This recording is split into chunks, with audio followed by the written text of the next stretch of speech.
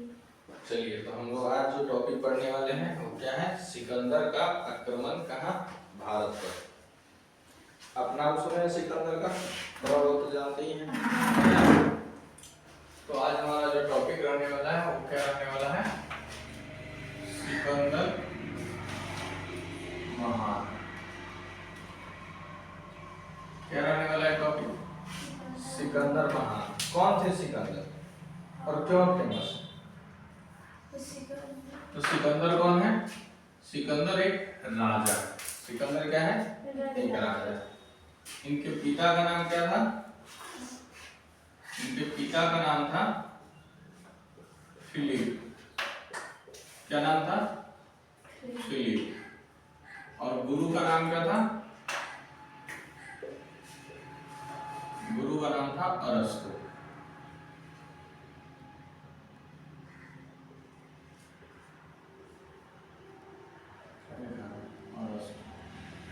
गुरु का नाम क्या था? अरस्तु। और पिता का नाम क्या था? फिलिप। ये अरस्तु जो है ये दो सब्जेक्ट के पिता है। इनसे ये पढ़े थे। एक ये बायो के जनक, बायो कहिए या जूलॉजी कहिए, ठीक। और दूसरा ये किसके जनक है? दूसरा ये आपके पॉलिटिकल साइंस जो है, ठीक है, इनके भी ये पिता माने जाते हैं। राजनीति विज्ञान के पिता कौन है? तो अरस्तु। इनके ये गुरु थे और फिलिप इनके पिता का नाम। इनके जो पिता थे वो कहाँ के शासक थे? मकदुनिया का। कहाँ का शासक थे? मकदुनिया का।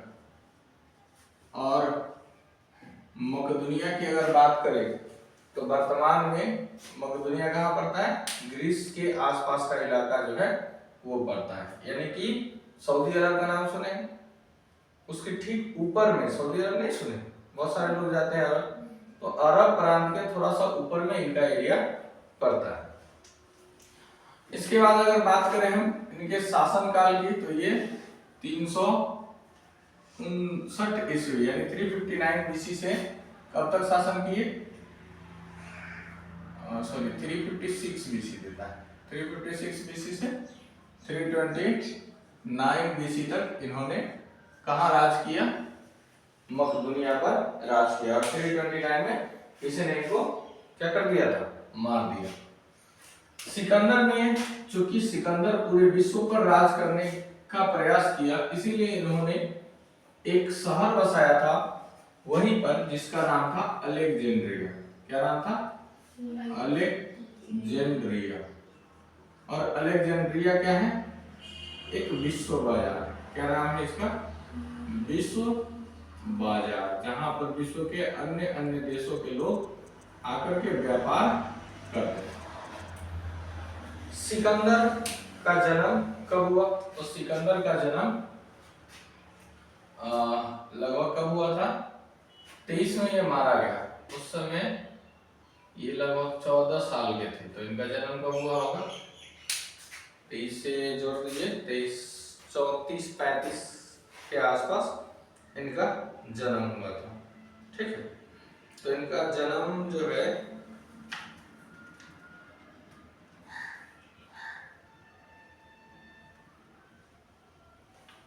ये सही था, वो पहले कहा गया 359 बीसी से 329 ईस्वी तक शासन किया। और इनका जन्म जो है यहाँ पे थोड़ा सा, इनका जन्म कब हुआ था? 356 बीसी में हुआ, ठीक। इनका जन्म यहाँ पे कोई दिक्कत नहीं। फिर से देख लीजिए, सिकंदर, सिकंदर के पिता का नाम क्या था? फिलिप। कहाँ का शासक था फिलिप? मकदुनिया का। कब से कब तक शासन किया? 359 से 329 ईसा पूर्व तक। इनके गुरु का नाम क्या था? अरस्तु, जो दो सब्जेक्ट के पिता हैं, एक बायोलॉजी या जूलॉजी का और दूसरा पॉलिटिकल साइंस का।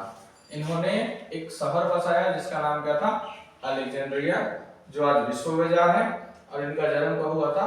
356 बीसी में हुआ था। ये बचपन से ही थोड़ा जिद्दी स्वभाव के थे। इनको बचपन से जिद थी कि दुनिया पर राज करना है। क्या करना है? दुनिया पर राज करना है। तो दुनिया पर राज करने के लिए इन्होंने एक पंडित से हाथ दिखाने गया था। और पंडित ने क्या बोला कि तुम्हारे हाथ में दुनिया पर विजय प्राप्त करने की रेखा नहीं है। तो इन्होंने उनसे पूछा कि कौन सी रेखा होगी तो हम पूरी दुनिया पे राज कर पाएंगे। और पंडित ने जब बताया तो इन्होंने क्या किया, अपने हाथ को चीर करके वैसा रेखा लकीर खींच लिया। तो इसीलिए कहा जाता है कि ये थोड़ा सा जिद्दी थे और हिम्मती स्वभाव के थे। इन्होंने जब इन्होंने युद्ध हुआ तो इन्होंने अपना अभियान शुरू किया, जिसमें पहले दुनिया के अन्य देशों पर जीतना शुरू किया। तो पश्चिमी देशों पर पहले आक्रमण किया, जो भी भारत के पश्चिम में है, और फिर धीरे धीरे रूस की तरफ आक्रमण किए। और भारत में एंट्री का ना दो ही रास्ता है, अभी भी आप देखेंगे। एक तो बंगाल की खाड़ी बोले म्यांमार के तरफ से आ सकते हैं, या तो एक दो दर्रा है जिसके द्वारा आ सकते हैं, या फिर पश्चिम से कुछ दर्रों द्वारा आ सकते हैं। क्योंकि भारत को अगर आप देखेंगे तो जो भारत हमारा है,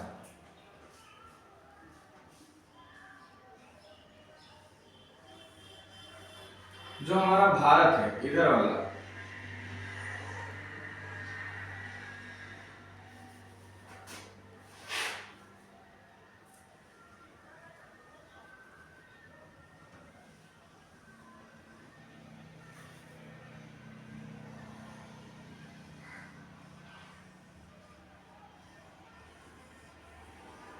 ऐसा ही है हमारा भारत। तो ये पूरा इलाका यहां से लेकर के और यहां तक ये पूरा का पूरा क्या है, पहाड़ है। ये पूरा इलाका इसे घुमा हुआ क्या है, एक पहाड़ है। और इस पहाड़ का नाम क्या है, हिमालय। क्या नाम है, हिमालय। तो भारत तीन तरफ से ऊपर से पूर्ण रूप से घिरा हुआ है, किससे, हिमालय से। और इतना ऊंचा पहाड़ है कि कोई इससे आक्रमण करना तो दूर की बात है, भारत में प्रवेश भी नहीं कर सकता। पर कहीं कहीं नदियां जो है इस साइड से उस साइड तक ऐसे जाती है, तो इसको हम बोलते हैं पास। क्या बोलते हैं, पास से हिंदी में बोलते हैं दर्रा।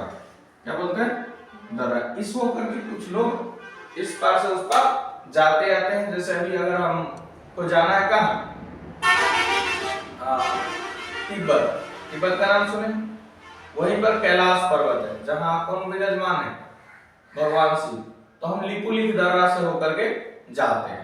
तो अगर हमको चाइना में एंट्री लेना है तो हमको एक दर्रा का सहारा लेना पड़ेगा, जिसका नाम क्या है, लिपुलेख। सरकार यात्रा करवाती है, ठीक है। तो अगर आप देखेंगे भारत के चारों तरफ से क्या है, पहाड़ है। तो भारत में आक्रमण, इधर चीन पर आक्रमण कर दिए, पर भारत में आक्रमण के लिए इनको रास्ता उधर से मिला नहीं। तो ये पश्चिम में आकर के भारत में एंट्री लेने का प्रयास किया। जब इन्होंने भारत में एंट्री लिया, सिकंदर कहां एंट्री लिया, भारत में। तो माना जाता है कि ये 325 बीसी में भारत में एंट्री लिया। कब भारत में एंट्री लिया, भारत में। तो इनको भारत में एंट्री लिया। तो आपको पता है भारत में कौन वंश का शासक था इस समय, नंद वंश का। और शासक कौन था, घनानंद के समय में आक्रमण किया था। पर इस समय ना, इसको घनानंद से पहले पंजाब में, भारत में जब आया और पहले पंजाब पर था, उसके बाद ही मगध पर आता। तो पंजाब में इनको एक राजा से लड़ना पड़ा जिसका नाम था पोरस, ठीक है। क्या नाम था, पोरस।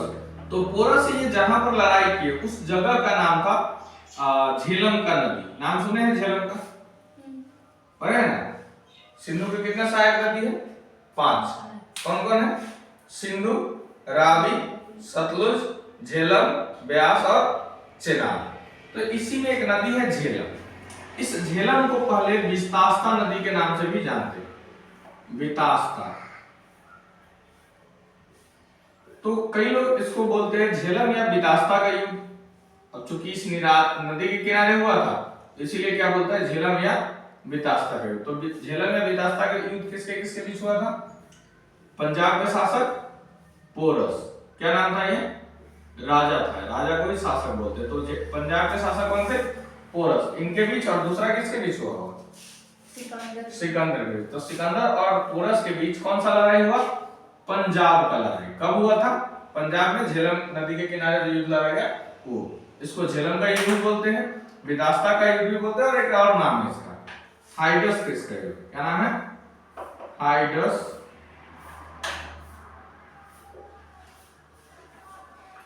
फिश का युद्ध, ठीक है। इसके बाद अगर बात करें तो इनके दो सेनापति थे जो इनको सपोर्ट करते थे। सेनापति कितने थे? पति दो थे। चूंकि ये शुरू में ही विश्व को जीतने का सोचा था, उस तरीके के सेना भी तैयार किया होगा। तो इनके दो सेनापति थे, एक था थल सेनापति और दूसरा था जल सेनापति। जो थल सेनापति था उसका नाम था सेल्यूकस निकेटर। क्या नाम था? Seleucus Nicator.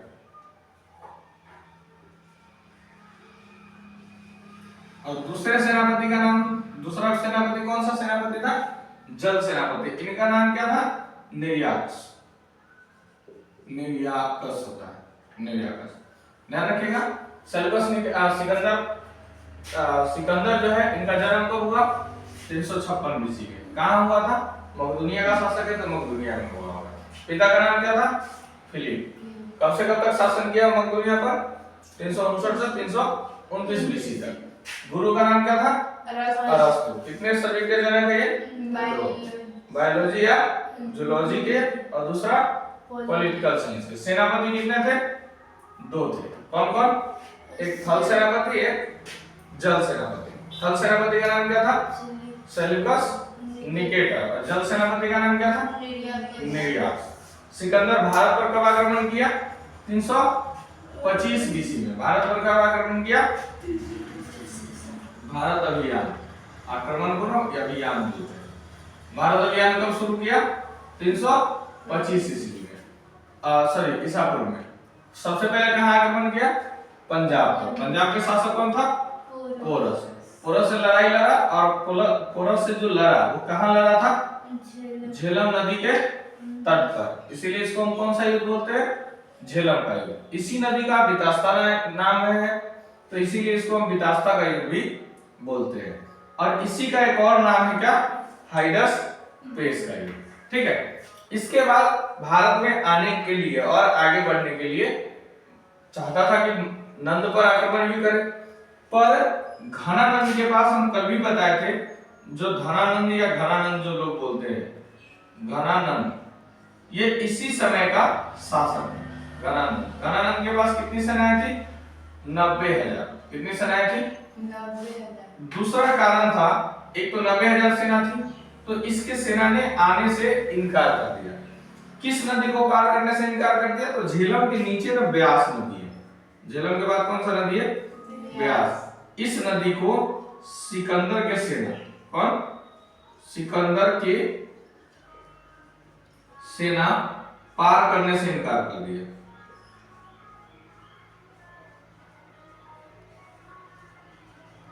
इनकार क्यों कर दिया? इसके कई सारे रीजन। पहला रीजन क्या है कि सिकंदर का इस समय ना बरसात का मौसम था। जब ये भारत पर आक्रमण किए उस समय कौन सा मौसम था? बरसात का। और बरसात के मौसम में यहाँ का जो मिट्टी है वो चिक युक्त मिट्टी है, जो गांव में चिकनी मिट्टी बोलते हैं। तो उस मिट्टी में इनके जो घोड़ा था, कौन? घोड़ा, इनका पैर जो है ना स्लीप कर रहा था। तो ये आने से क्या हो रहे थे? डर रहे थे। तो इस वजह से बरसात का मौसम था, इस वजह से ये ब्यास नदी पार करने से इनकार कर दिया। दूसरा माना जाता है कि कुछ लोगों का मानना है कि चूंकि इनके पास, घनानंद के पास बहुत सारी बड़ी सेना थी, घनानंद को पराजित करना इतना आसान नहीं था, तो इस वजह से, घनानंद की वजह से ये आक्रमण करने से भी डरे। तो दो कारण था कि इनके सेना यहाँ आने से रुक गए और इंतजार करने लगे कि सही समय का इंतजार करो तब हम भारत पर आक्रमण करेंगे। यानी ये भारत में ही है, पंजाब में है, पर मगध पे आक्रमण करने का भी इनका प्लान स्थिर था कि बाद में करेंगे। परंतु इस समय इनका किस्मत खराब था। यानी भारत का शायद किस्मत अच्छा था, इतिहास में नाम लिखाना था। क्वेश्चन ऐसे आता है कि सिकंदर ने कहां अधिकार नहीं कर पाया? तो वो होता है भारत या मगध। क्यों नहीं कर पाया? क्योंकि 325 में जब इनका अभियान हो गया तो ये थल मार्ग से आए थे और जल मार्ग से वापस गए। तो सिकंदर यहां से कहां जाते हैं? सिकंदर कहां जाते हैं? सिकंदर वापस जाते हैं। वापस कहां जाते हैं? पूरा सेना लेके नहीं, बाकी सबको यहीं छोड़ देते हैं और वो अकेले 2-4 आदमी के साथ वापस निकलते कि चलो अपना देश बस घूम के आ जाए। 323 बीसी में, ठीक है, वो तो इसी समय निकल जाते हैं 25 में, पर 323 बीसी में जब ये वापस जाते रहते तो अपने सब राज्य पाट से मिलते जाते होंगे। किसी राजा ने इनके चाय में इनको चाय पिलाया, स्वागत किया और चाय में क्या दे दिया, जहर दे दिया। क्या दे दिया, जहर दे दिया।